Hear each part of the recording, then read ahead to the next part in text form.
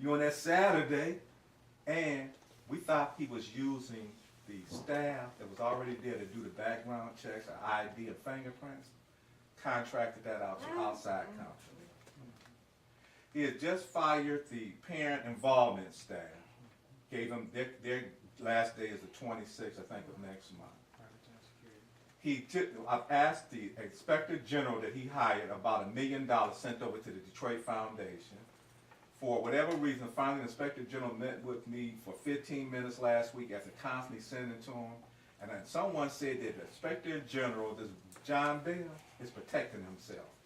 Because either this thing is getting ready to crash, because I was very surprised he met with me. He explained to me, I didn't realize that possibly $1 million is sent to the Detroit Foundation that Bob has activated at Burnley had. $250,000 at the signing, $750,000. He said the check went over January the 15th.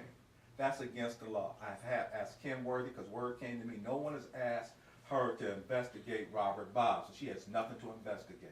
I sent to her a couple days ago that right there, the 2 letters I sent to John Bell last year and this year, because I'm executive director of the nonprofit. You cannot take public dollars, create a nonprofit, or start one that you don't receive any service for. Those are public dollars, not private dollars. John Bell explained to me that I know you got the contracts, you got to know, so we don't get contracts from him. He got puzzled. I said, you a former FBI agent, a bell should be ringing in your head. I said, no, that's right. Bob paid your light and gas bill. He closed the folder up. He says, my contract specifically states that I must report to Robert Bob, and Robert Bob must give me permission to release anything. I said, but you're supposed to be independent. Some people said he just wanted me to know. Look, I could get sued, but as this thing start crumbling down, I've given you something to walk with. I didn't even think like that, but people were saying that to me. That's why Bill finally met with me after all the time he was here. You look at the scores, they were going up. Barbara Bird Bennett at the U of M Detroit Center with the Consortium of Universities, when she said it and then used the NAEP and then come back to try to explain the NAEP in front of those educators, that I didn't mean that wasn't what I wanted to do, was slap the kids with it. The person from the Ford Foundation that they flew to New York and brought in, Bennett, he turned his back on her and told us he will fund the consortium. She said, well, Mr. Bob, when you can send a check to DPS, now these are her friends she brought in. He said, these are not DPS dollars, and they will not go to DPS. We put something together with Wayne State, University of Michigan, Mercer, all those at the table. And then when I said the scores went up, then they were surprised. Next thing you know, they came out with this assessment, grade 1 to 12. Was going to do it this week, was going to do it fast, just to show that our kids are failing. I went and met with some principals. I've been walking around to these departments, I've been going to these schools. They were very happy to see, and it was explaining. Some of the tests didn't have the kid's name on it. Some of the answers to the test was wrong. Kids wasn't prepared for it. It was to make our kids look bad. Because remember, this happened. People start realizing the NAEP was supposed to be used to build a basis for you to put a program together to educate your children.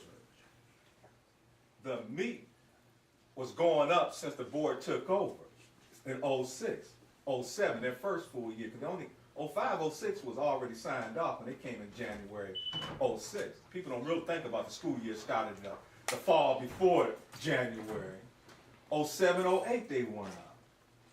08, we don't know about, no, Bennett said they did, we waiting to see them now. 08, 09 they went up. That's your elected board, your staff.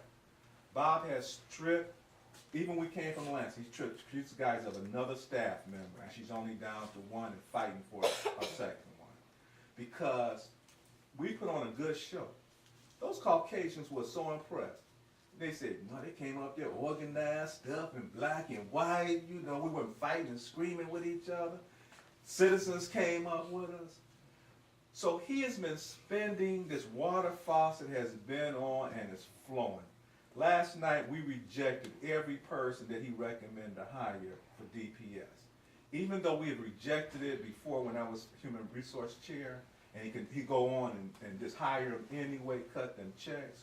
We asked him for line item of his spending, haven't got debt.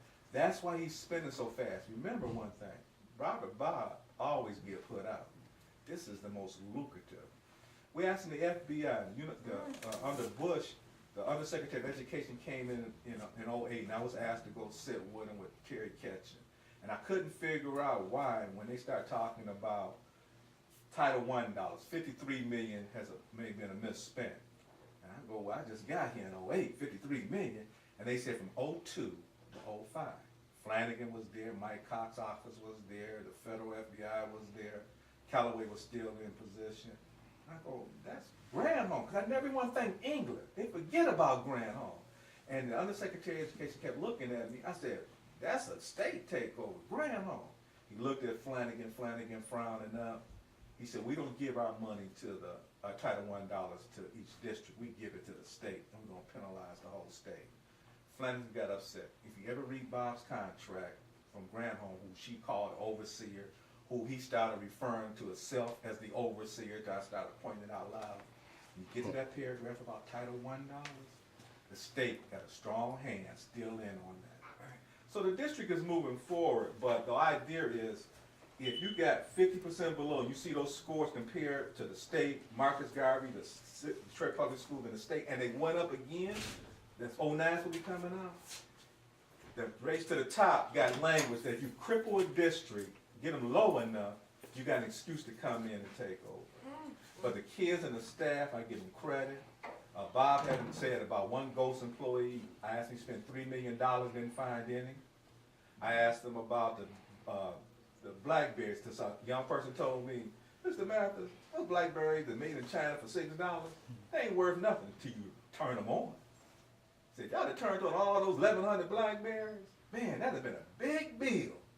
That staff did the right thing. Put those old blackberries up on the shelf and leave them there.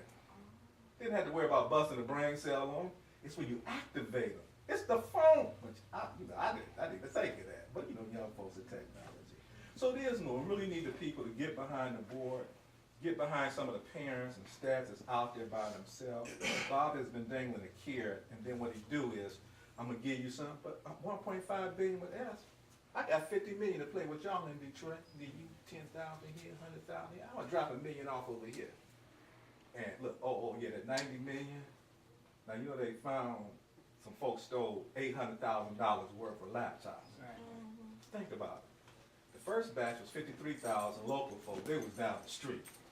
And those people were removed. Bob brought them back to do a media thing. And people from Oakland and DC tell me he's a media hound and he used your dollars.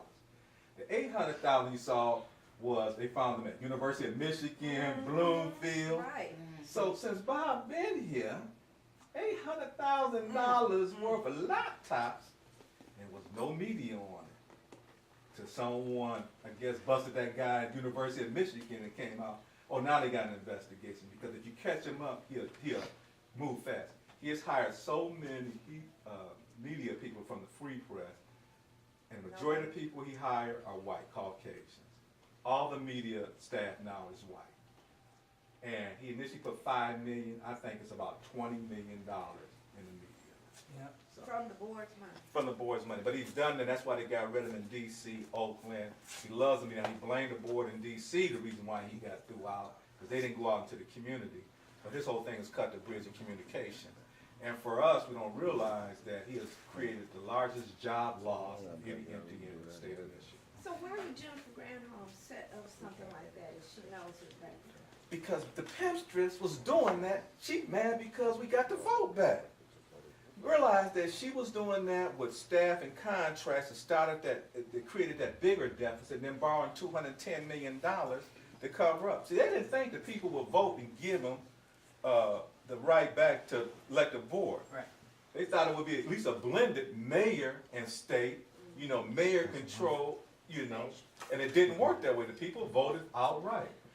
And if the FBI investigation that we're asking them now to continue to look at, that $53 million put us at high risk, that cost this district money from 02 to 05, I hope they're not waiting for her to leave office. Yeah, because that's what I'm thinking. But what's going to happen to this district?